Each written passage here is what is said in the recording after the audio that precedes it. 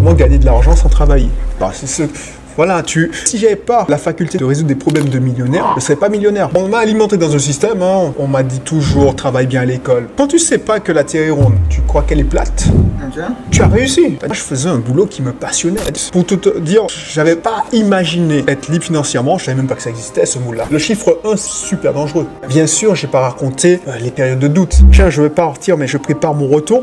Donc tu penses que tu vas échouer. Pour moi, il n'y a aucun retour possible. C'est même pas un échec, c'est pas possible. Je pense que les gens veulent pas être millionnaires, les gens veulent 1 million à dépenser. 1 million, on se fait toute une montagne de millions, mais franchement, t'es en sécurité à partir de 2 millions. Ah ouais, là tu rajoutes de la difficulté dans mon parcours. Mais... Tu veux paraître riche ou tu veux être riche? En 2014, j'ai lancé le blog My Cat is Rich, où je disais, ok les gars, je vais devenir libre financièrement et je vais vous raconter cette histoire. L'erreur que j'ai faite, et je te conseille de ne pas essayer, il y a 3 piliers pour percer, devenir libre financièrement. T'en as combien actuellement de biens immobiliers?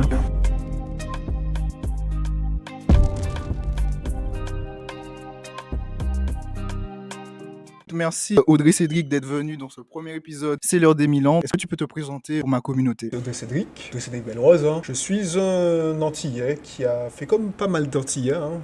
On a tous fait ça. Enfin, j'ai l'impression qu'il y a pas mal d'entre nous qui l'ont fait. C'est-à-dire qu'après les études, je suis parti faire mon DUG, parce qu'à l'époque, c'était le DUG, à Fouillol, en Guadeloupe. Okay. Et ensuite, j'ai continué à Toulouse. Et ensuite, j'étais passionné d'informatique. Je suis toujours passionné d'informatique. J'ai continué, et j'ai trouvé mon premier travail dans une boîte assez réputée chez Accenture. Je suis devenu un ingénieur informatique, gâté par le système. Voilà. Gâté. Oui, gâté parce que j'avais de belles missions. Ensuite, j'ai fini à Lyon parce que mon épouse, c'était ma copine de l'époque, vivait à Lyon. Et je suis rentré dans une boîte qui, quand je suis arrivé, on était 50. Et maintenant, c'est une multinationale. Donc, j'ai fini responsable informatique. Pour tout avouer, je n'avais pas idée qu'aujourd'hui, je serais en Martinique. Parce que quand on part et libre financièrement, quand on part faire ses études, on nous a formaté. Alors, ma génération m'a formaté de voilà, il faut partir pour réussir. Et du coup, c'est pour ça que j'avais tout. Hein. J'avais place de parking, téléphone portable, ordinateur portable. Voiture de fonction. Voilà. Alors, pas encore la voiture de fonction. Je sais que mes collègues l'ont eu après. Mais c'est vrai que, voilà, on m'a alimenté dans un système. Hein. On m'a dit toujours, travaille bien à l'école. Ma mère était professeure. À l'époque, on disait institutrice, professeure des écoles. Donc, les fils de professeurs des écoles, c'est souvent des bons élèves. Donc, voilà. Mention assez bien. Pour l'époque. Non, faut rajouter pour l'époque, parce que pour l'époque, c'était beaucoup, je pense.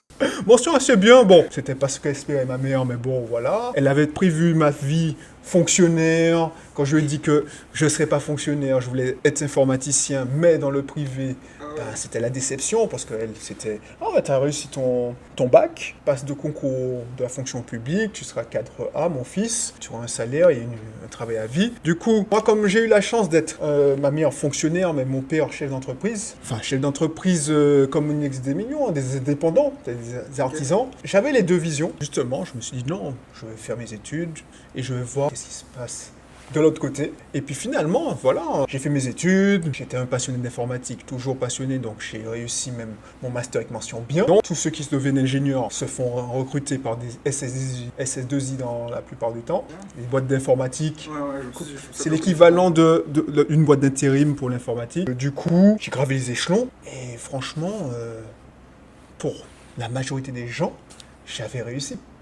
J'avais réussi et c'était bien, quoi. Mais est-ce que pour toi, tu avais réussi? Tu vois, pour les autres, tu as réussi. Pour les autres, tout ce que tu as fait, c'est bien, c'est incroyable. C'est mieux que la moyenne, on va dire, parce que c'est toujours une comparaison avec la moyenne. Est-ce que tu avais ce sentiment que toi, tu étais fulfill, genre, tu étais épanoui, tu avais tout ce que tu voulais et tu manquais de rien? Ou justement, malgré que tu avais tout ça, tu avais un petit truc qui te manquait, tu vois? Tu vois, pour moi, j'étais bien. Ok. C'est-à-dire que quand tu sais pas que la Terre est ronde, tu crois qu'elle est plate. Okay. Tu as réussi. C'est-à-dire que j'avais femme, voiture, maison, un bon salaire. C'est ce qu'on m'avait toujours vendu. Et puis, je sais qu'il y a pas mal de personnes qui cherchent à devenir libres financièrement parce qu'ils ont un manque de leur vie. Et puis, ils font un boulot peut-être qui ne les passionne pas. Moi, je faisais un boulot qui me passionnait. C'est-à-dire que si j'ai gravi les échelons, d'arriver à un point A et puis j'ai fini responsable informatique, c'est que je comptais pas mes heures. Pour moi, c'était même pas du travail, c'était un jeu. C'est-à-dire que je me disais, ouais, franchement, j'étais content de prendre ma voiture pour aller travailler. Et je rentrais vers 19h. Donc, madame faisait la gueule. Mais c'est vrai que j'étais à l'époque peu égoïste, mais encore, c'était ma passion. Pour moi, j'étais bien. Pour moi, j'avais réussi. Après, mes parents étaient contents. C'est-à-dire que, ouais, Audrey bien, il go de chape en France. Quand elle venait, ben, elle voyait que j'étais propriétaire d'un appartement, elle avait sa chambre, tout. Voilà, j'étais bien. Après, ça dépend, c'était il y a combien de temps? Je te parle d'un truc qui a plus de 10 ans, effectivement. Okay. Mais c'est vrai que j'ai pas eu la chance, alors pour moi maintenant, j'ai pas eu la chance d'avoir le déclic en disant j'ai un truc qui me fait mal ou je me fais chier dans mon boulot et j'ai besoin de plus. Pour tout te dire, j'avais pas imaginé être libre financièrement, je savais même pas que ça existait ce mot-là. À l'époque, il y avait pas grand monde qui m'en parlait. Et c'est deux, trois déclics. 2-3 déclics, un ennui de santé qui n'était pas grave, mais bon, ça m'a fait réfléchir. Ensuite, 2-3 cadres, chefs de service, ça m'a choqué. On fêtait les 50 ans de certains responsables de la trésorerie et un mois plus tard, elle n'était plus là. Quand tu dis plus là, c'est... Ouais, elle n'était plus là. C'est-à-dire qu'elle n'était plus dans l'entreprise. Ah ok, je pensais qu'elle était... Ok. Donc du coup, c'était dire, ouais, mais... Et un mot que mon responsable, il m'a rendu service, mon directeur informatique, parce que c'était mon supérieur hiérarchique, il m'a dit un truc, alors il n'était pas spécialement croyant, même il ne savait pas que je l'étais. Il m'a dit, ouais, tu sais, tu es populaire, ça marche bien pour toi, mais Audrey, 3 jours avant de se faire crucifier, Jésus-Christ s'était accueilli par la foule, en liesse. Donc là, ça m'a fait réfléchir et j'ai eu une amie qui s'est fait virer d'un jour au lendemain, alors qu'elle était responsable de tout ça. Et je me dis, ah ouais, mis bout à bout, il y a des faisceaux dans la vie, je me souviens, c'est en 2013, mis bout à bout, quand tu rentres en Martinique, parce que j'avais la chance de rentrer tous les ans. Donc j'avais la chance de rentrer tous les ans, et au début, tu t'en rends pas compte, tes parents, c'est tes parents, et tu dis, oui, c'est normal. Mais quand tu dépasses 30 ans, 35 ans, tu vois que les cheveux blancs commencent à apparaître, mais beaucoup plus. Okay. Donc toi, tu as 30 ans, ils t'approchent la soixantaine. Voilà, tu voulais pas, tu as toujours une sensation de « ouais, tu dois mettre 1 000 € de côté au cas où ». Et j'ai vécu ça. En 2005, j'ai vécu que j'ai perdu ma tante qui est décédée à 51 ans, donc c'est jeune. Et du jour au lendemain, je me suis retrouvé à rentrer en catastrophe en Martinique. Et c'est quelqu'un que j'étais très proche, et ça m'a marqué. Donc tous ces trucs remontent, et en 2013, je me suis dit « ah ouais, quand même, c'est dangereux parce que… » Du jour au lendemain, oui, tu as un salaire confortable. Si mon ennui de santé était plus grave, j'aurais tout perdu. Alors, tout perdu. Oui, j'étais assuré à 100%, enfin, la maison, oui. Mais notre train de vie serait impacté. Et j'ai réalisé que le chiffre 1, c'est super dangereux. Ah, je vois où tu veux en venir. Quand tu dis 1, c'est une source de revenus. Une source de revenus. C'est-à-dire que, effectivement, j'ai lancé Bisoft Team, ma société, en 2009. Mais c'est un délire d'informaticien, c'est-à-dire que... Ah ok, donc du coup en fait quand tu t'es dit attention Audrey Cédric, peut-être que la voie dans laquelle tu vas, une source de revenus, t'es jamais vraiment à l'abri d'une catastrophe, tout de suite tu t'es dit, bon j'ai cette expertise en informatique, c'est ce que j'aime de plus, donc tout naturellement je vais lancer ça. Pas spécialement, c'est-à-dire que j'ai toujours été un entrepreneur dans l'âme, c'est-à-dire que depuis que je me rappelle, je suis aussi un entrepreneur, par exemple, là, je ne sais pas si dans ta communauté, il y a des gens du Nord Caraïbes, mais en Martinique, mais je dirige un garage au Mont Rouge. Okay. Je ne me suis pas pris la tête et je ne me suis pas posé de questions. Si les opportunités sont venues, je les ai saisies. Okay. Très important d'ailleurs, quand une opportunité vient, tu dois la saisir. C'est-à-dire que Bisoft Team, j'ai créé cette société, c'est un délire d'informaticien, je suis quelqu'un de juste boutiste. Quand je rentre en Martinique, et je vois qu'il y a un potentiel. À l'époque, je ne savais même pas qu'il y avait... Enfin, Airbnb n'existait pas en 2009. Enfin, ça existait, mais... Peut-être pas en Martinique, du coup. Peut-être ça venait tout juste d'être lancé aux États-Unis. Exactement. Et après, le phénomène de mode a pris un peu plus d'ampleur, mais peut-être pas en Martinique, je pense pas, non. Du coup, quand tu rentres, tu dis, bon, je vais faire un site internet, et puis, quand tu as fait, je vais essayer de développer ça, et je vais faire une SARL. Ouais, c'était un délire jusqu'au boutiste, tu vois. Donc du coup, je faisais ça. Ensuite, j'ai vu que bon, ça fonctionnait, mais bon, ça rapportait pas des masses. Je me suis dit, bon, tiens, je veux faire un truc. En 2005, je me suis associé avec mon ancien moniteur, celui qui m'avait appris à conduire. Et je suis devenu associé dans une auto-école. Ah ouais. Ça s'est fait tout naturellement. T'as dit, ah tiens, tu as un besoin d'expertise. Moi, je m'y connais en business. Parce que, voilà... tu connais en marketing, on s'est associés. Donc j'ai pas calculé. Tu as vu, j'ai acheté un garage au Morne Rouge. C'était parce que c'était une opportunité. À l'époque, j'étais coach business. J'accompagnais le dirigeant qui souhaitait vendre. Ok. Et finalement, l'acquéreur qu'on avait trouvé s'est désisté. Je me dis, bah, c'est dommage, c'est une bonne affaire. Je pars dessus. Ok, alors désolé de te couper, je vais un peu revenir parce que j'avoue que j'ai un peu perdu la file parce que tu enchaînes entre différents trucs, tu vois. Quand tu as eu du coup, le déclic, le premier truc que tu as fait, c'est saisir l'opportunité d'acheter un garage au Morne Rouge. Le garage au Mans. On va, Ouais, oui, on va essayer de mettre dans l'ordre. poser les Parce chiffres qu'effectivement, pour que les gens, pour me suivre, c'est comme je suis multicasquette. Ok. Bon, on revient en 2013, j'ai ce déclic. 2013, j'ai ce déclic. Je me dis, waouh, le chiffre 1, c'est dangereux. Même si la source de revenus est importante, si tu la perds, et en plus, entre nous, moi, mes dirigeants, mes responsables, c'était les dirigeants de la société, mais les mecs, ils te font pression.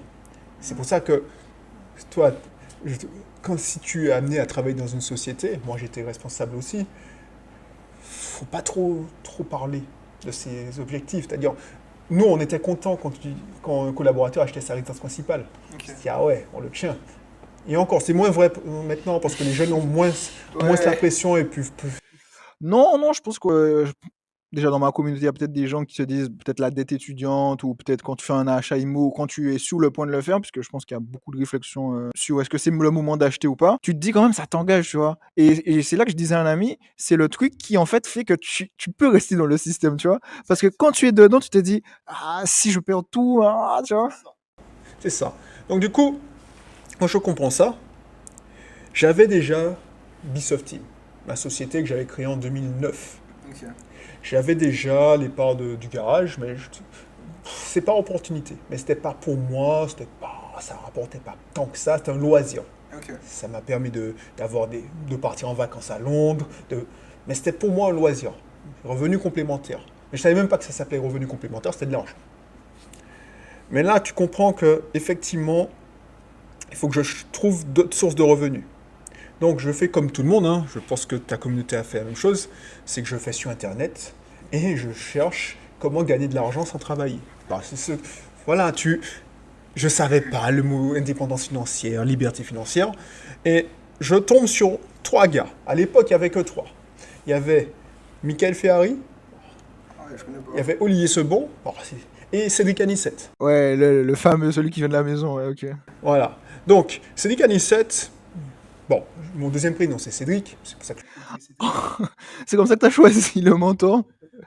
c'est même pas une question de mentor. C'est-à-dire que quand tu recherches des solutions, tu te dis, ah tiens, ce mec me ressemble. C'est un Antillais. Peut-être que toi, tu m'as contacté parce que tu te dis, ah tiens, un Antillais. Ouais. Donc, on s'est dit, tiens, le mec, on est attiré par ces vidéos. Et du coup, il disait, ouais, il faut passer à l'action, il faut passer à l'action. Alors, c'était l'époque où Cédric Anissette n'était pas dans le gros bling-bling. C'est-à-dire qu'il n'avait pas encore ses supercars. Il disait, oui, j'ai vendu ma 307 pour acheter... Non, j'ai vendu ma série 1 pour acheter une 307 et il roulait en 307. Je savais même pas tout ça. Moi, je l'ai connu peut-être au bling bling directement. J'ai vu Lamborghini, j'ai dit ok. Ah, c'est bien, c'est bien. Ouais, c'est comme ça que c'est fait. Donc du coup, c'est quelqu'un que j'apprécie beaucoup. Hein. Je crache pas dans la soupe. J'ai tombé sur ces vidéos et j'ai essayé, comme tout le monde, de tester gratuitement. Il avait un module genre. Oui, en fait, il donnait des vidéos, des conseils. Ah ok, donc tu as appliqué ses conseils sur YouTube, ok. Oui, à l'époque, il y avait un PDF gratuit que tu pouvais télécharger, prendre ton email, et je lisais ça. J'ai essayé d'avancer avec ça. Et au bout d'un moment, tu te rends compte que finalement, on te dit qu'il y a 80% des informations sur Internet, mais encore plus maintenant, il y a une telle masse d'informations que tu ne sais pas qu'est-ce qu'il faut faire. Et puis, tu ne sais pas des conseils personnalisés. Donc, je suis passé à l'action, j'ai acheté 2013. Parce que ça se passe en 2013. J'ai acheté un premier bien en Martinique. Ok. Et du coup, tu étais en France et tu l'as acheté en Martinique. Exactement. Comment ça se passe du coup à l'époque? Genre, t'avais une société qui gérait tout pour toi ou du coup tu devais alterner à faire des déplacements pour faire des visites ou tout, tu faisais ça en ligne? Parce que là, j'ai commencé par quoi? Par un T3 sur la route de Didier. On a mis ça en location meublée. Et c'était pratique parce qu'il y avait les parents qui étaient sur place. Donc, Mais il n'y avait pas de travaux à faire, il n'y avait rien en fait. autre chose qu'il faut faire, et je dis ça souvent en conférence, moi j'ai appris que oui, il y avait des travaux, mais c'est beau-papa et papa qui ont fait, ils sont artisans tous les deux. Donc du coup, le premier bien, le premier bien, tout premier qu'on a acheté, bon, après ma résidence principale, c'est une location courte durée à Tartane. Ok. C'était l'époque où je considérais que c'était ma résidence principale, secondaire. Donc c'était un pied-à-terre quand je venais en Martinique, j'allais là. Donc là, tu achètes, mes parents, parce que c'était en 2010, donc j'avais pas idée que j'allais faire ça comme business.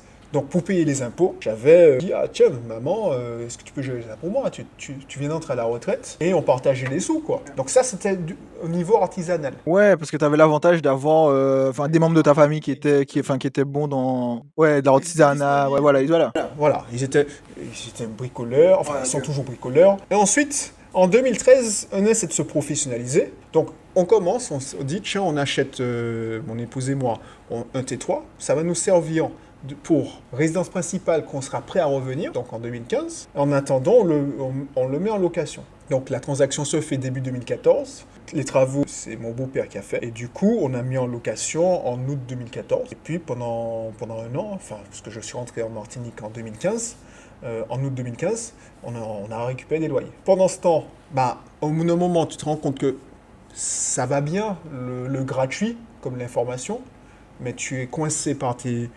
connaissances, tu n'as pas l'expertise, tu es obligé d'investir sur toi. Et tu es obligé de prendre les formations payantes. Ouais. Mais du coup, t'as eu ce déclic en 2013? Non, 2009. 2013. Ouais, 2013. Et du coup, quand t'as voulu investir, est-ce que du coup, t'avais déjà élaboré une stratégie de je veux que ce soit une machine à cash, ou c'était toujours dans l'optique de plus ça rentre, plus j'ai des petites sources à côté, à gauche, à droite, plus je multiplie les sources, mieux ça me porte, où tu voulais vraiment le plus vite possible gagner de l'argent? Alors, si je voulais faire d'une success story, j'ai tout planifié, c'était ça. En fait, en gros, souviens-toi, en 2009, j'ai aidé à Bistofty. Ok. 2013, je me dis, bon, tiens, il faut que je devienne libre financièrement, parce que j'apprends que ça existe. Ok. Donc je me dis, ah ouais, il faut que je lance ce business-là, et il faut que je fasse croître ce business-là. À l'époque, on vendait des livrets électroniques. Donc ça me rapportait 1 000 € par mois. Donc tu vas me dire que c'est pas une fortune, mais c'est déjà pas mal. Donc il y avait ça. Ensuite, on n'a pas calculé plus que ça, on voulait rentrer. Donc on s'est dit, tiens, pour rentrer, ce sera plus facile d'avoir notre propre bien que de se mettre en location. On a investi dans l'appartement, le T3. Alors comme je vous disais, ouais, je vais rentrer, c'est pas en 2 ans, parce que ça a duré 2 ans, mais je vous disais dans 5 ans, tu vois. Et ensuite, une fois que j'ai accéléré, j'ai dit, tiens, à l'époque encore, parce que je parle à l'époque, mais c'est vrai que c'était la location courte durée. C'était la mode de la location courte durée, Airbnb était en train d'exploser. Donc du coup, on te disait que c'était la plus grosse rentabilité, tu faisais ça. Donc on a acheté coup sur coup un appartement à Sainte-Anne et un appartement à Lens-Mitan, aux Trois-Îlets. Ok, mais du coup, tu peux faire tout ça parce que tu t'associes avec ta femme. Oui, et puis... T'as jamais fait tout seul, en fait? Comme on est mariés, Oui, tout ensemble. Et c'est surtout, oui, tu es plus crédible parce que tu es marié, tu as déjà ta résidence principale. Parce que les banquiers, ils sont bêtes. Enfin, on va pas commencer à insulter les banquiers, j'ai pas encore fait mon prêt. Non, mais j'ai des partenaires banquiers. C'est-à-dire qu'il faut rentrer dans des cases. C'est-à-dire que si tu vas à la banque, tu dis oui, parce qu'il faut savoir que le banquier, il voit 80% de personnes qui veulent leur résidence principale ou construisent leur résidence principale. Ouais. Donc, il faut le paraître le plus normal possible. Si tu veux, tu vas voir un banquier et tu dis oui, je veux devenir libre financièrement et que je veux faire du locatif, tu vas être pris. Tu dis, ouais, c'est un doux rêveur. Il est fou. Donc, c'est rassurant d'avoir quelqu'un qui a déjà sa résidence principale. En fait, c'est l'histoire qu'il faut raconter. Ok. Du coup, il faut la bonne histoire. L'histoire, c'était, quand je suis allé, en plus c'était vrai en plus, j'ai ma résidence principale à Lyon, j'ai besoin de pied-à-terre en Martinique, on me passe de l'argent en 2010 pour Tartane. Comme par hasard, ça rapporte de l'argent. Ah ouais, par hasard. Donc t'avais pas planifié que... Ok. J'avais planifié que j'allais avoir une résidence secondaire. Bon, résidence principale était déjà et j'allais mettre en location pour payer les charges, les impôts. Ok, donc un peu le bien s'autofinance. Oui, je n'avais pas de prétention. Ok, ouais, parce qu'à l'époque, il n'y a pas toutes les informations qu'on a aujourd'hui, donc ok. Tu découvres que, en plus, je me souviens quand j'ai dit à ma mère, puisque c'était les événements de 2009, je sais pas si tu te rappelles. avec la crise. La crise, tout ça. Ouais, le tourisme est mort, Martinique, fais pas ça, mon fils, tu vas perdre ton argent, on va casser ta maison. Et en fait, je dis, mais non, je loue ça à des touristes, limite, on prend une caution, c'est bon. Et quand je vois que ça marche, ben, tu sais que je percute pas, puisque c'est pas dans ma tête. Et c'est qu'en 2013, je comprends qu'il y a un truc à faire. Et c'est les véhicules qui vont me permettre de rentrer. Donc tu as quand même eu 4 ans à attendre de voir que ça rentrait, et te dire, ça rentre, mais je vois pas quand même l'opportunité. C'est que ça rentre, tu consommes l'argent. Ah oui, ok. T'as pas d'objectif. Ok. C'est-à-dire que si tu sais pas où tu veux aller, tu fais un truc, ça marche. Ben voilà, avec Bisoft Team par exemple, avec les dividendes de Bisoft Team, je te donne un exemple, et j'ai pas vu tous ces... C'est pour ça que ça me fait plaisir de te voir à ton âge, parce que moi j'ai réalisé tout ça, j'avais 33 ans. Moi, Bisoft Team me rapportait des dividendes, qu'est-ce que j'ai fait avec l'argent? La première année, je suis allé en famille en voyage à Londres, tout frais payé, je suis content. Ouais. Deuxième année où ça a mieux marché, j'ai capitalisé. En plus, j'avais des économies. Ben, j'avais l'argent pour acheter une 208, toute neuve, toute option. Ah, je me suis fait plaisir. Ben voilà, Ok. Et tu n'as pas d'objectif. Ouais, t'as pas d'objectif, tu sais pas où tu veux aller, du coup c'est plus... Bon, c'est des rentrées d'argent supplémentaires, du coup ça juste augmente ton lifestyle, quoi. Ça augmente mon style de vie. Je peux rentrer en Martinique tous les ans. Ça, c'est quand tu as un pied dans le système et quand tu as un pied hors du système. Après, si tu veux devenir libre financièrement, j'avais la sécurité financière. C'est-à-dire que ça payait mon transport, ça payait ma nourriture, ça payait aussi peut-être mes vacances, mais j'avais besoin de mon salaire de cadre. Pour.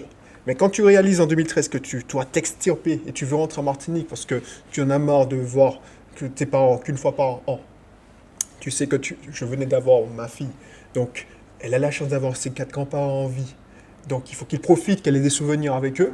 Ça va en Zoom, Skype, mais c'est bon, c'est pas la même chose. Tu as envie d'avoir tout ça, et du coup, tu commences à te mettre des objectifs. Et du coup, les objectifs, c'est comment rentrer en Martinique et ne pas, alors j'ai pas envie de me faire d'ennemis, mais ne pas qu'on fasse un filon pour toi à la région, fasse un filon pour toi que tu deviennes informaticien. Ouais, tu voulais rentrer à la maison libre, quoi. Je vais être libre. Ok. Et du coup, cette liberté, c'était que pour toi et ta femme, elle continuerait du coup à travailler, ou c'était une liberté pour toute la famille? J'en ai discuté avec mon épouse. Elle ne se voyait pas arrêter la psychomotricité parce qu'elle est psychomotricienne. On a 2 cabinets maintenant. Okay. Bah, à l'époque, on rentrait sans rien. Ouais. Et elle ne se voyait pas. Donc le deal qu'on a fait, elle travaille 3 jours. Elle continue à travailler 3 jours. On a 2 jours où elle est à la maison et on peut manger au restaurant. Parce que être libre financièrement, et tu es là 5 jours, tu travailles chez toi, et puis madame travaille 5 jours, ça n'allait pas le faire. Donc il faut qu'on soit aligné, on aille dans la même direction. Donc ça, c'est un bon compromis, parce que mine de rien, elle est chef d'entreprise maintenant, et du coup, ça lui permet d'avoir... voilà, c'est une autre façon de penser. Okay. Mais c'est un peu toi qui as mis l'impulsion, c'est-à-dire tu as mis la direction, vous en avez parlé à 2, elle a vu que tu l'avais fait et du coup de son côté elle s'est dit ok, mais moi aussi je vais faire mon petit projet perso. C'est exactement ça, c'est-à-dire que quand je suis rentré, j'ai réalisé que en mettant ma résidence principale en colocation. Ok, donc tu l'as toujours le truc à Lyon? Ok. Le bien à Lyon. Ensuite, en ayant 3 unités locatives, 3 studios pour faire de la location saisonnière, j'avais plus 200 €. Bien sûr, il y aurait 2 ans parce que j'avais fait une rupture conventionnelle, j'aurais eu 2 ans d'ACEDIC. Okay. Enfin, on disait ça à l'époque. Mais ACEDIC, je parle comme un vieux papy à l'époque, tout ça. Donc, je me suis dit, tiens, si j'attends d'avoir plus 3 000, 4 000, parce que mes clients, ils ont l'habitude de dire, oui, qu'est-ce que tu veux pour dire que tu es libre financièrement? C'est l'équivalent de leur salaire, mais en revenu complémentaire. Là, je constatais que Bisoft Team, en vendant des livres électroniques, des formations en ligne, ça me rapportait en moyenne 1000, 1200. Mi bout à bout, les locations, ça me rapportait du cash flow. Ça payait la mensualité de ma résidence principale, qui était devenue l'appartement en Martinique. Ah, ok. C'est le calcul que j'ai fait. Okay. Et je me suis arrêté, tiens, ça fait plusieurs années que j'ai plus au minimum 1 000 euros par mois avec cette source de revenus, Ubisoft Team. Ensuite, ces locations me rapportent tant. Si je mets en colocation Lyon, ça me rapporte tant. Donc du coup, j'ai plus 200 euros. Ok. Enfin, quand tu dis plus de 100 euros, c'est toutes tes charges passent, il reste 200 euros à la fin du mois. Ok. Là, je dis, ok, ça se tente. Bien sûr, j'avais des économies et j'avais le filet de sécurité que je ne voulais pas toucher. C'était les indemnités de Pôle emploi. Mais du coup, enfin, quand tu dis c'est un filet que tu touches pas, c'est-à-dire à n'importe quel moment tu peux les toucher après, en fait. Mais en fait, je le thésaurisais. Alors, il y a prescription, je pense. Mais effectivement, Moi, je pense que c'est juste pas un truc qu'on fait actuellement, que du coup, j'ai pas la. Ok. quand tu reçois une certaine somme, Ouais. soit tu le dépenses, soit tu le mets de côté. Ah, ok, mais du coup, t'avais reçu la somme dans ton compte en banque. C'est pas eux qui devaient te virer. En fait, chaque mois, Ok, ils t'envoyaient et toi, tu mettais de côté. tu négocies tu finis Ta une rupture rupture conventionnelle. C'est comme si tu touchais ce qu'on appelle le chômage. Ok. C'est pour te permettre de vivre pendant ce temps, tout ça. Ils n'étaient pas censés savoir que j'avais des revenus à côté et que j'aurais pu les utiliser, Ok. mais je me refusais de les utiliser. Ok. Parce qu'effectivement, on commençait de zéro, il fallait aider madame à lancer son premier cabinet. Donc, le temps que ça se mette en place, ben, on a pris 6 mois pour son cabinet. Et ensuite, cette somme-là, ben, je l'ai épargnée. Ça m'a permis d'acheter même un bien, en plus. En merci, l'État. T'en as combien actuellement de biens immobiliers? Alors, c'est une question. À chaque fois, les gens, ils se disent... Ouais, mais quand on t'entend, on dirait que t'en as au moins, je sais pas, 5-6. J'en ai au dernier... Ça dépend. En nom propre. Alors, en nom propre, j'en ai pas tant que ça, si tu regardes bien. Ok. En nom propre, j'ai ma résidence principale, en Martinique. J'ai dû faire des arbitrages, mais j'ai trois biens locatifs et un bien à Lyon. Donc ça fait 5 biens. C'est juste en nom propre. En nom propre. Maintenant, il faut savoir que quand tu arrives à 5 biens, même avant, Là, on va parler d'imposition, je le sens. C'est même pas une question d'imposition, c'est que le banquier te dit non, C'est trop compliqué à gérer. c'est trop compliqué à gérer. Alors, je nommerai pas le nom de la banque, mais il y a certaines banques. Pour eux, c'est pas dans leur politique commerciale. Les marchands de biens. Alors, quand on m'a traité de marchand de biens, alors maintenant je suis marchand de biens, en vérité. Mais quand on m'a traité de marchand de biens à l'époque, je dis mais non, je suis loin de non professionnel. Ah mais c'est comme... Ils voulaient rien entendre. Pourtant, j'avais en face de moi quelqu'un qui était spécialisé dans le conseil en patrimoine. C'était pas la simple conseillère, mais elle me dit ouais non mais on n'est pas bon dans ça, parle franchement, non, on va pas vous suivre. Ouais, bon, ils voulaient pas faire de l'argent, quoi. La banque voulait pas faire de l'argent. C'est une banque, oui, on se demande.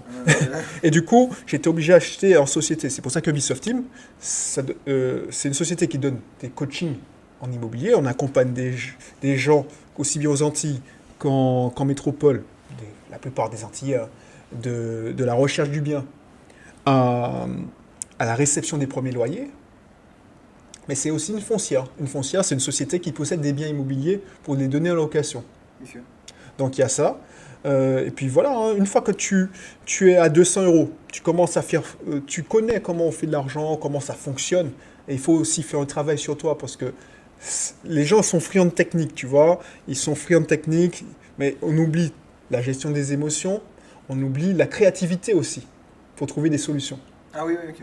Donc du coup, une fois que tu sais comment ça marche, c'est là que effectivement j'enchaîne.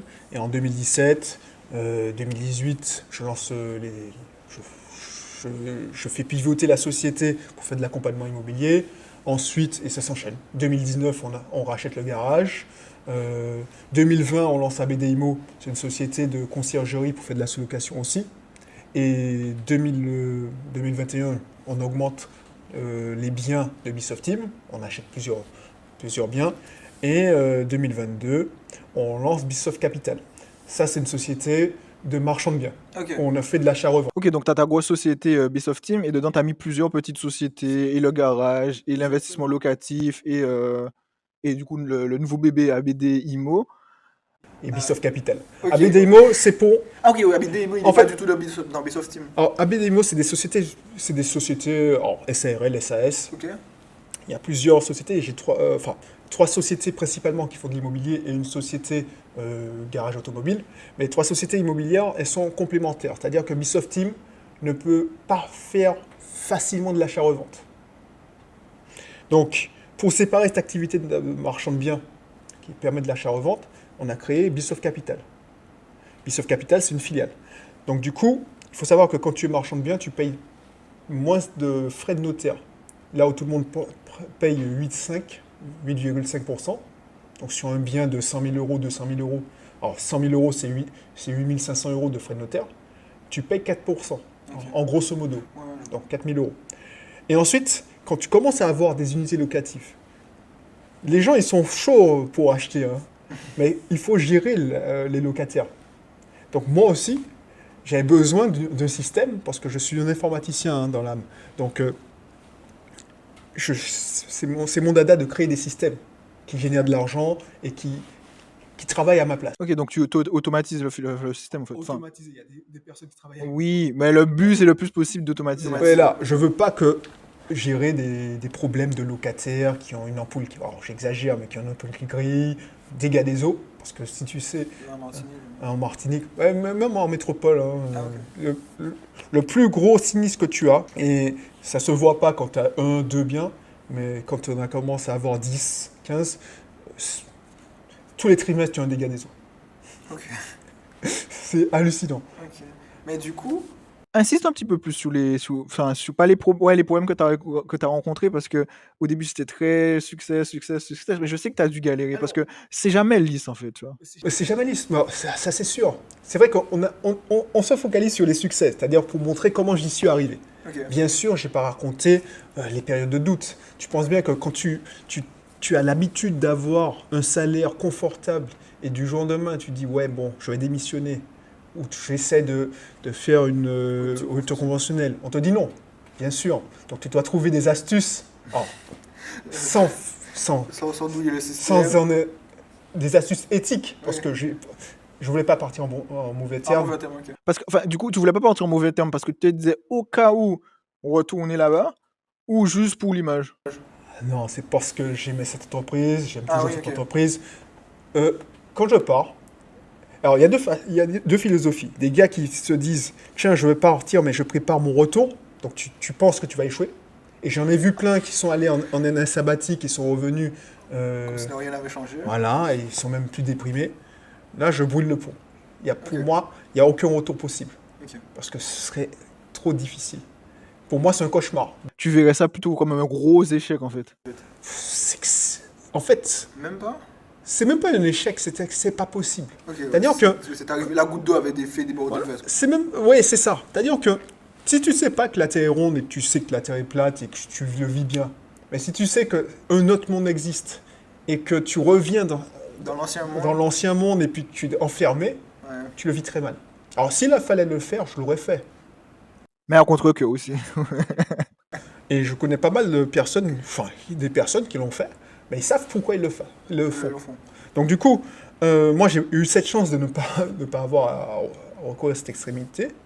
Mais c'est vrai que il y a eu ces galères-là. Bien sûr, je dis oui, j'ai acheté ça, mais bien entendu, c'est un combat chaque fois de convaincre un banquier. Maintenant, là où mes clients, on leur demande 3 dernières fiches de paie, 3 relevés de banque, la taxe foncière, enfin tout. À l'époque, c'était pas comme ça. Non. Leur feuille, leur dossier de prêt, c'est fin comme ça. C'est-à-dire c'est très rapide à constituer. Moi, il faut 3 bilans de toutes mes sociétés et les sociétés de madame. Donc ça fait quand même... Ah, ça fait du travail hein, pour le banquier. Il t'aime pas, il t'aime peut-être pas le banquier. Ah ben non, les gars, ils m'aiment pas. Enfin, ils m'aiment pas. Oui, ils m'aiment parce qu'ils savent qu'ils gagnent de l'argent avec moi. Le truc, c'est que c'est beaucoup plus compliqué. Donc c'est ça la galère. Et ce que j'ai retenu dans ce système, c'est... Moi, de formation ingénieur, tu as l'impression que tout est technique, analytique. Ouais, c'est de la renta, tu calcules, ton cash flow, tout ça. Tu fais un petit fichier Excel, Ouais, voilà. tranquille. Ça, c'est les 40% de l'iceberg. Ok. J'ai sous-estimé ça.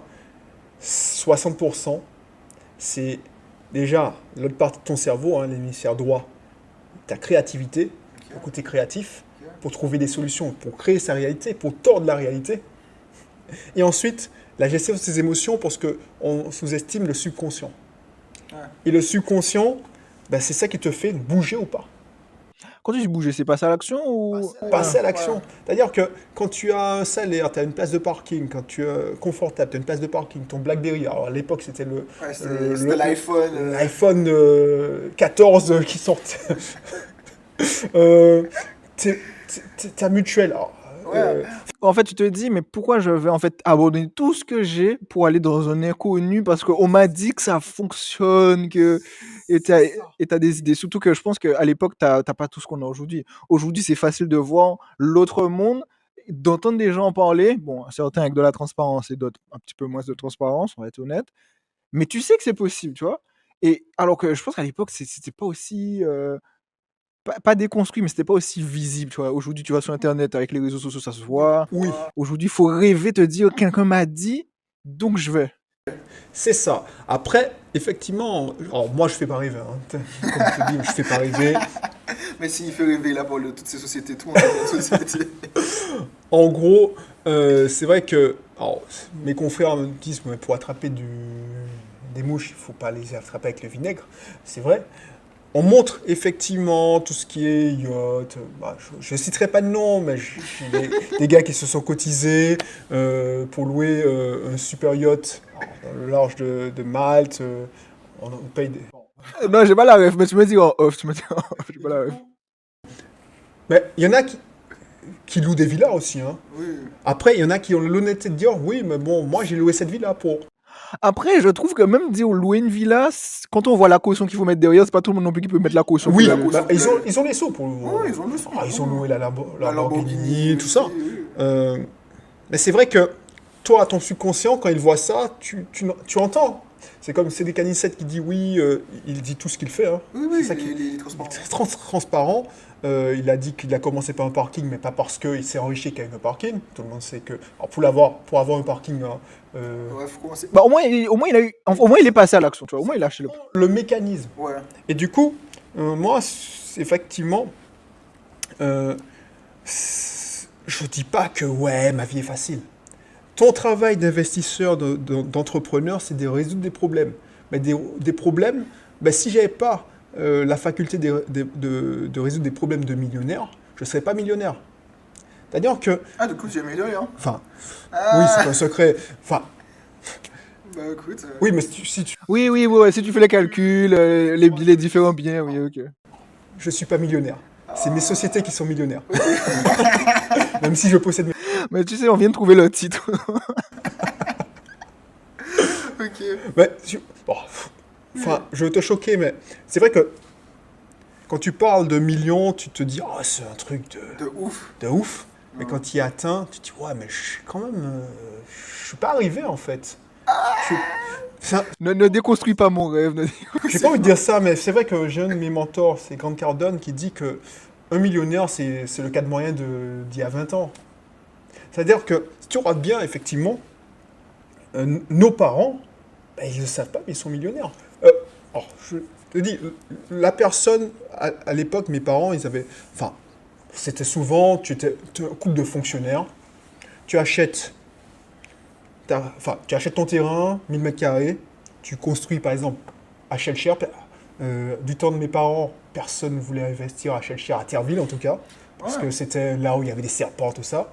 Ensuite, tu construis ta maison, et du temps de nos parents, ben, tu construis un T4 en haut, tu mets deux unités locatives en bas.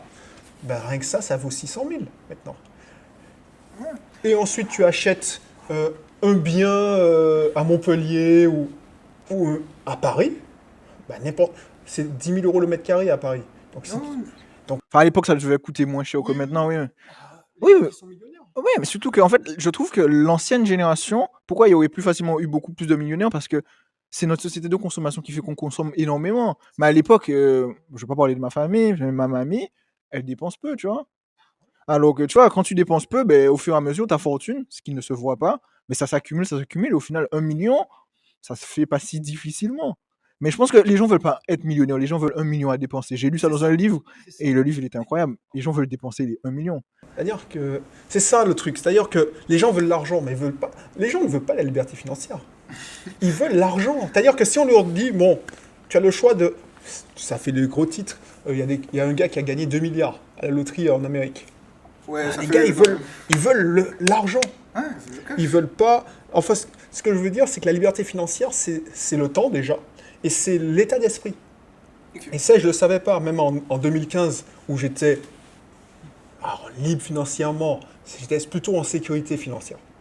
En sécurité financière, c'est-à-dire que si jamais ça fonctionnait pas, j'aurais pu trouver un travail d'informaticien, voilà. Oui, tu perds jamais tout, puisque tu as déjà la base, en plus t'aimais, donc tout le monde devait être calé. Donc à n'importe quel moment, tu pouvais retourner. C'est vrai. Exactement, donc j'avais mes revenus complémentaires qui auraient pu agrémenter ma vie. Bah, ça, c'est bien. Mais ce qu'on appelle la liberté financière, c'est autre chose. Du coup, pourquoi je te dis ça? C'est que 1 million, on se fait toute une montagne de millions, mais franchement, t'es en sécurité à partir de 2 millions. Ah ouais, là tu rajoutes de la difficulté dans mon parcours. Mais... Mais là, c'est bien parce que ce que je savais pas à l'époque, c'est que je focalisais sur les 40% de la technique, mais pour gérer tout C'est ça, que de l'émotionnel. c'est de l'émotionnel, il faut gérer ses émotions et il faut avoir le mental, il faut avoir un super but. Ouais. Si tu te dis, bon, je veux acheter je veux acheter une classe A. Dès que tu l'as acheté, c'est bon, c'est fini. Voilà, je veux la classe A. Tu as des objectifs de classe A. Alors, je prends volontairement cet exemple de Mercedes, parce que bon, j'ai changé de voiture dernièrement. Les gens, ils focalisent sur la Porsche, la classe A, tout ça, la Mercedes, l'Audi. Non, Enfin, ouais, les voitures, En Martinique, on est sur ça, on est en Oui. Guadeloupe aussi. Mais n'importe qui a sa classe A, hein, je suis désolé de le dire. C'est-à-dire que Après, moi, c'est parce que mon mindset a shift, tu vois, je me vois pas mettre une dette sur ma tête pour une voiture. Mais si tu es capable, il suffit de trouver un bon travail de cadre et c'est ça. tu peux avoir ta classe A ou enfin, C'est Ouais, bon, pour c'est un parce petit que peu tu as shifté dans ton état de pensée, donc tu as déjà fait un travail sur ton état d'esprit, que tu dis, ah ouais, mais c'est n'importe quoi. Ouais. Avoir une dette, Ouais. avec l'argent, déjà, rien Là, ça qu'avec fatigue l'argent, la tête, ouais. avec 40 000 euros, tu peux avoir, parce que c'est ça le prix. Et encore, si tu fais un crédit, parce que je vois l'affiche là, c'est pour ça que je parle de classe A, le 4 par 3. Mercedes Martinique. Ouais, à partir de 500 euros par mois. Putain, mais avec 500 euros pour mois, c'est une traite de biens immobiliers. Donc, mais ça c'est le paraître. Si tu veux paraître riche ou tu veux être riche. Ce qui se passe, c'est que quand on commence à comprendre justement que c'est plutôt la gestion des émotions et tu sais pourquoi tu le fais, et tu as un objectif, je sais pas, ton objectif par exemple, c'est quoi? ah, je voulais pas dire ça à YouTube, moi. Ben, enfin, déjà, premier objectif, je pense que c'est comme tu disais, c'est d'avoir le temps. Parce que je me suis rendu compte, en ce moment, j'ai pas mal de temps, que c'est incroyable, tu vois. Tu te lèves le matin, mais t'as pas mal à la tête, tu vas pas faire des choses que tu ne veux pas faire. Donc, premier objectif, je pense, c'est d'avoir cette liberté, plus que l'objectif financier. Ensuite, petit à petit, je pense que je vais rajouter des objectifs. Après, il y a des trucs que je ne dis pas, bien sûr, on reste quand même secret, parce que bon, je touche du bois, Bien sûr. je touche de la table plutôt. Mais ensuite, à long terme, une vision de avoir un impact. Moi, je me dis, plus que l'argent, c'est de faire en sorte que ta vie ait un impact sur d'autres personnes, tu vois. C'est ça. Bah, c'est vrai. En plus, c'est ça, hein. C'est-à-dire que quand je suis revenu en 2015, hein, honnêtement, pour tout avouer, tu deviens libre financièrement pour toi. Oui, oui, C'est oui. une manière égoïste. Après, j'ai fait ma vie de primo libre financièrement, c'est-à-dire que je n'avais pas besoin de me réveiller le matin, j'allais 4 fois par semaine à la salle. J'allais à la mer 1 fois par semaine, j'emmenais les enfants, enfin ma fille, parce que j'avais pas encore mon fils. Tu as fait le tour en 3 mois. Un gars comme En moi, Martinique? hyper actif, j'avais fait le tour en 3 mois. Tu commences à réaliser que tu regardes l'inspecteur Barnaby et tu deviens accro tous les jours. Ouais. Tu as dit, tiens, il y a un problème. Et c'est là que tu te dis, ah mince, il faut que je fasse un truc. Et que tu commences à dire, ouais, mais si je deviens libre financièrement, c'est pour créer un impact. Et c'est là que je te rejoins. Et quand je vois l'impact que je crée, alors je participe, je ne crée pas, je Oui, tu participe, accompagnes. j'accompagne. Donc c'est surtout grâce aux clients. J'étais chez une cliente et je vois qu'au bout de 2 ans, elle a 3 T2, un T4 pour faire une colocation et elle habite en haut. Là, tu te dis, ah ouais. Et je n'ai pas impacté la vie que de cette cliente, j'ai impacté la vie de... j'ai contribué, parce que c'est elle qui a impacté sa vie, j'ai contribué à l'impact de son mari, ses 3 enfants, le rayonnement qu'elle a, ça inspire. Euh, Ou- bah oui, mais, désolé de te couper, mais oui, je vois ce que tu veux dire, parce qu'en fait, tu te rends compte que tu fais des choses, parce que d'autres t'ont inspiré, parce que si personne ne t'a montré que c'est possible, tu ne le fais pas. On va pas se mentir, personne ne révolutionne le système. Et quand tu l'as fait, ton entourage, du coup, ils se disent, mais attends, on voit toujours les autres, mais là, c'est quelqu'un de notre entourage. Tu vois, il est tout proche, c'est qu'il y a un truc. Tu vois, moi, je l'ai fait avec la musculation, donc j'ai aussi des amis qui sont un peu plus mis dedans. Mais tu vois, c'est peut-être ces petits impacts que tu as sur la vie des gens, tu te dis, mais si on était plus dans cet esprit-là de toujours vouloir aller de l'avant, comme ça les autres aussi vont de l'avant, mais ça avancerait plus vite, tu vois. Ah, mais bien sûr. Et c'est pour ça que je fais un peu ce métier, parce que c'est vrai que quand je suis entré, il y a des gens libres financièrement en Martinique, mais ils vivent cachés. Les mecs, ils m'ont dit, mais mon gars, tu te rends compte, la Martinique, c'est petit, tu es en France, donc ça se voit pas, tu fais des vidéos de ton coin. Mais là, franchement, et c'est vrai que les gars, ils sont discrets. Parce qu'ils veulent pas, parce ils ont peur de la jalousie. Moi, pourquoi j'ai cette mission, déjà, des gens l'ont fait pour moi, m'ont inspiré. Et si je peux contribuer modestement à améliorer la vie des personnes, ça me fait du... Et en fait, on ne se rend pas compte. On le fait, par exemple, égoïstement, on le fait pour soi d'abord. Et ensuite, on se réalise que ce n'est pas une finalité en soi. Et quand on commence à accompagner, on voit l'impact qu'on fait, plus ou moins, parce qu'on a réussi à inspirer, ils ont réussi à avancer. C'est là que tu es content et c'est plus que l'argent, c'est l'impact. Tu as raison. Par contre, je vais rebondir, je me dis, tiens, tu veux du temps, bah, Je l'ai. tu l'as et tu te mets au RSA, tu as ton temps. Ouais, mais il y a le temps. Non, mais non, mais tu sais, moi, je juge pas les gens qui le font au RSA, tu vois. Moi, je pense que c'est des gens, justement, qui ont un mindset, qui ont compris plus que beaucoup de personnes qui vont s'enfermer à gagner de l'argent, ne pas forcément être heureux, parce qu'ils sont fixés sur l'argent, tu vois. La plupart des gens qui disent qu'ils aiment pas l'argent, c'est des gens qui vont faire des choses pour de l'argent, tu vois. Et c'est un gars qui a dit ça, et je me suis rendu compte, c'est pas débile ce qu'il a dit. Et effectivement, celui qui est au RSA, il a tout le temps, mais après, derrière, le lifestyle va pas forcément suivre, tu vois. Bah oui. C'est ça aussi, il faut avoir le compromis entre le temps, le lifestyle, en même temps trouver une sorte d'avoir un peu d'impact. Et du coup, tu parlais de beaucoup de jalousie en Martinique, mais on parle pas aussi suffisamment du fait qu'avoir du statut social ou avoir un petit peu, en tout cas, un petit peu d'importance, ça ouvre trop de portes, en fait, pour se priver de cette barrière-là. C'est ça. Moi, je suis quelqu'un de discret, modeste. L'humilité, c'est une demi-valeur. Alors, j'espère que ça se voit. Oui, ça se voit. En fait, moi, je le ressens, je sais pas ce que... Alors, il faut savoir que j'avais 25 kilos de plus. Ok.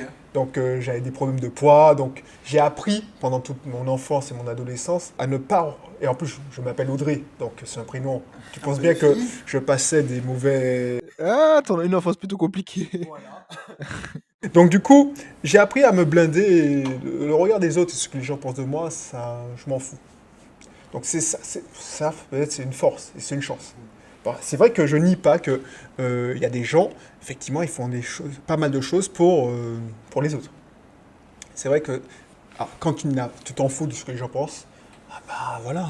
Bah, je pense que tu vis mieux, hein. Tu vis mieux parce que je pense que tu oses enfin être le vrai toi et aller dans la direction que tu veux sans avoir peur que on va te dire ah mais t'as échoué ou ah mais on regarde ce qui devient. Alors que les gens qui ont du temps, enfin je trouve quelqu'un qui a vraiment une vie successful, enfin en tout cas pleine, parce que quand on dit successful, les gens pensent toujours à l'argent, mais en tout cas une vie pleine, ils ont pas le temps d'aller critiquer les autres, tu vois.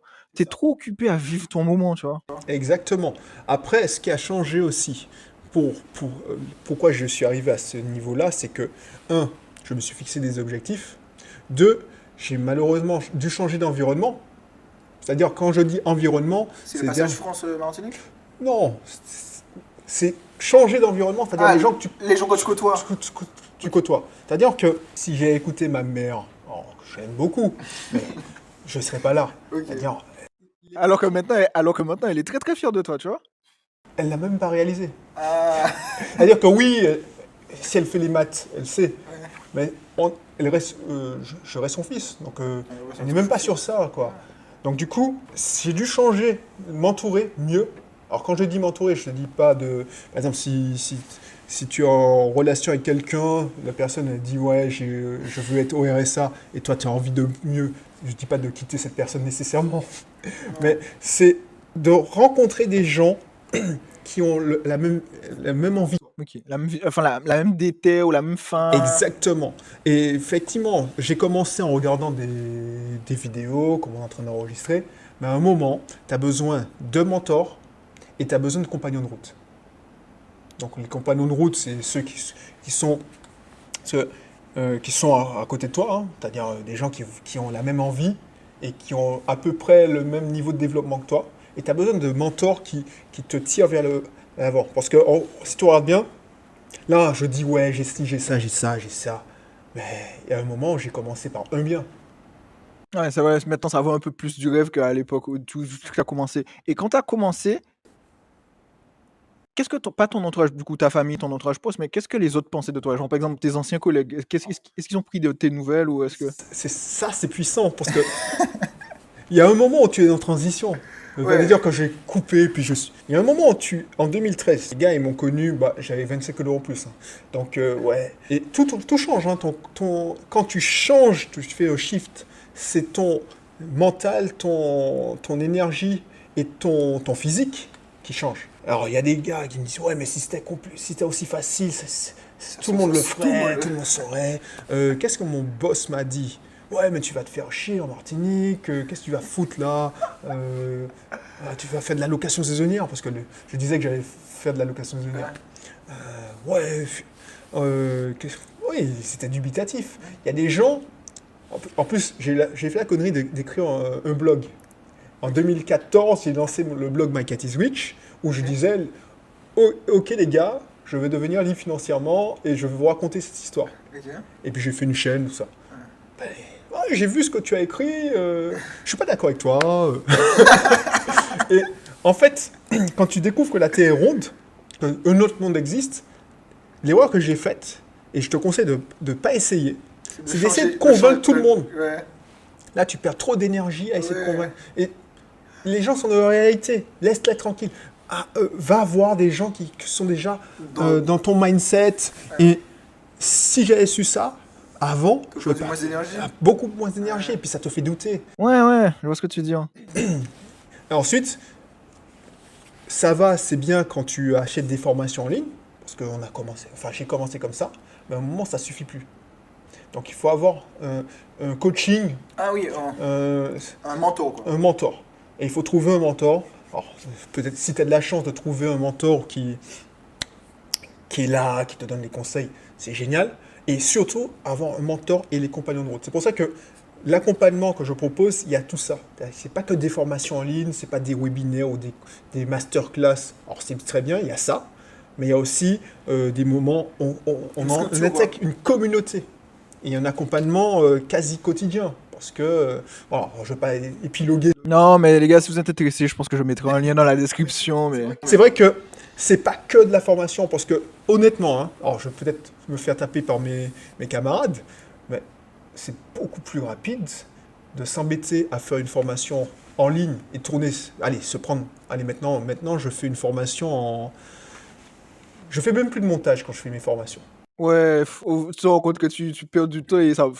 Si le message est bon, le message est bon, quoi. Donc du coup, pour moi, une formation de, allez, 12 heures, ça me prend un mois de travail.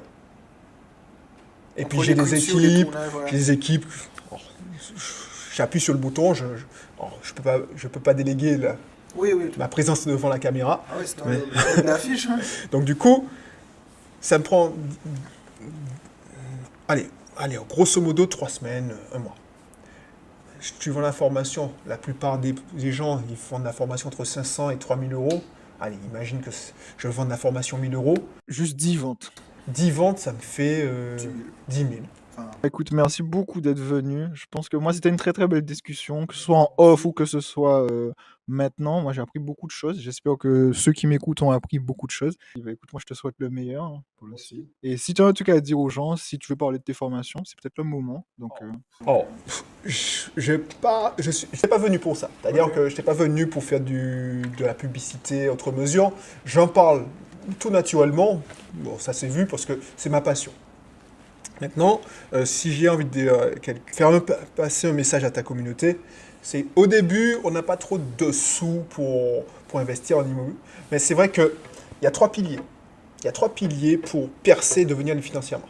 Alors, je ne vais pas parler du premier, c'est la bourse, parce que pour moi, c'est pas un vrai pilier, parce que... Il faut injecter de l'argent. Voilà. Moi, je suis à fond dedans en bourse, parce que bon, déjà, c'est la meilleure période, je pense. Je le redirai jamais assez. Oui, mais il y a 3 trucs, tu vois, c'est gagner de l'argent, conserver, multiplier, et c'est juste multiplier, mais en vrai, il faut juste injecter. Donc, il faut gagner de l'argent pour injecter dedans. Disait MJ Marco, si tu achètes 1 million de... Ah, on lit les mêmes livres. Bien sûr, mais ça c'est la base. Si tu achètes 1 million d'actions de, je sais pas moi, de Total, tu sais qu'il y a des dividendes qui tombent tous les trimestres. Donc oui, c'est intéressant. Mais si tu mets 100 euros d'actions de Total, bah, tu gagnes 2 euros par mois. C'est comme les gars qui investissaient dans Brix, tu sais, c'est une nouvelle start-up. C'est celui qui permet d'acheter de l'immobilier. Ouais, mais une brique de 10 euros. C'est en pourcentage? En fait, tu achètes une brique d'un immeuble. Les mecs, ils achètent un immeuble. Mais vraiment une brique? Ou c'était la symbolique, la brique? C'est la symbolique. C'est-à-dire que tu mets 400 euros, bah, tu vas toucher 2 euros de loyer. Tous les mois. Bon. Ça pique. Ça sert à rien. Après... Donc, on n'en parle pas, la bourse. Soit tu te lances. Moi, je suis sur les 3 piliers, mais ce qui a marché pour moi et ce qui a un impact, c'est le business. Et puis, l'immobilier. Okay. Si tu es un cadre moyen, 80% des gens, c'est des cadres moyens, enfin, tu as un salaire, il faut commencer par l'immobilier. Tu aurais commencé par l'immobilier? Oui, parce que j'ai commencé par l'immobilier. Alors, j'ai commencé par l'immobilier. Okay. C'est-à-dire que, comme je dis à mes clients, d'abord l'immo. Quand tu investis dans l'immobilier en étant bien accompagné, tu te floppes pas. T'as pas loyer impayé, squatter, tous ces dingueries-là. Ça, c'est les gars qui font tout pioyo, qui pensent qu'ils vont tout faire tout seuls. Voilà. Donc du coup, 90% de chances de réussir. Bon, tu réussis pas comme si tu ne seras pas le Mark Zuckerberg ou le Elon Musk de l'immobilier, mais au moins tu sais que quelqu'un qui investit avec moi, on fait une colocation ensemble, c'est quasiment 500 euros assurés de cash flow, c'est-à-dire de bénéfices. Sans différer ou avec Sans différer. Ok. C'est-à-dire que je considère que, alors même si on négocie le différé, okay. Bon, ceux qui ne savent pas, c'est quand on diffère le remboursement du prêt, je considère que quand tu vas payer ton prêt, on veut au moins 400-500 euros. Ok. Donc, ça, c'est relativement facile. Donc, que des immeubles de rapport? Ou juste un truc que tu sais pas en colocation? Un appartement qu'on fait en colocation. Du coup, ça marche bien la colocation en Martinique? Faut croire que oui. Oui, on va dire. Donc du coup, pour faire ces mêmes 500 euros avec Bisoft Team en vendant des livres électroniques, parce que tu as parlé des formations en ligne, pour moi, la formation en ligne, c'est presque mort. Parce que il faut avoir une masse critique, il faut avoir de l'argent pour injecter, il faut être connu, enfin ça prend du temps. Voilà.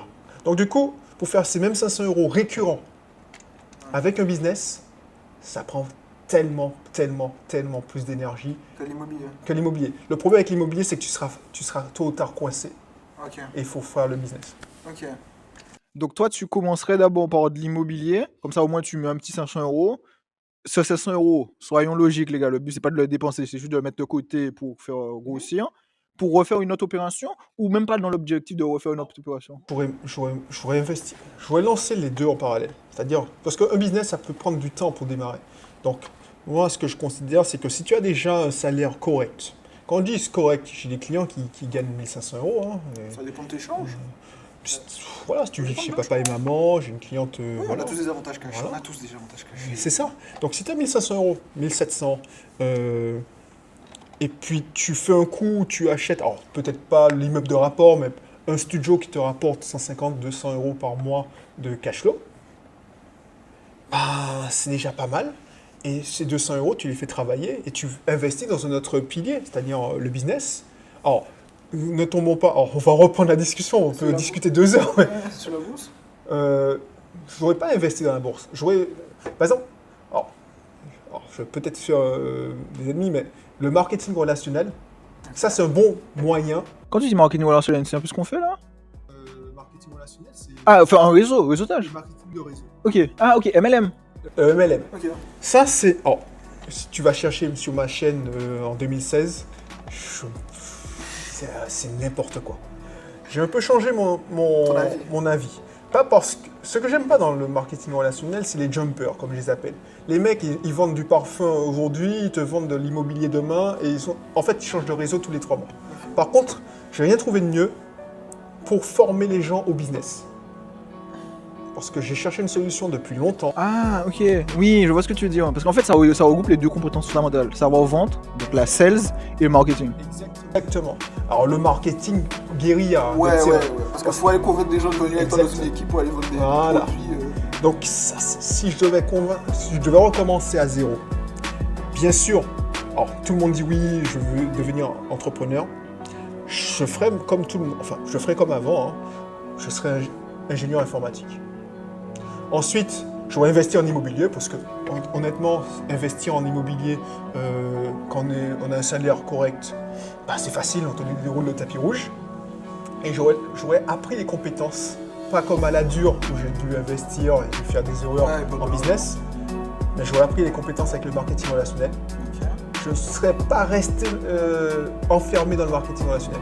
Dès que j'aurais eu les compétences, j'aurais gardé cette source de revenus, mais il faut savoir qu'on ne peut pas devenir riche, sauf si on se met à plein temps avec le marketing relationnel. Et ça m'aurait permis de ne pas faire certaines erreurs que j'ai pu faire en lançant mes business.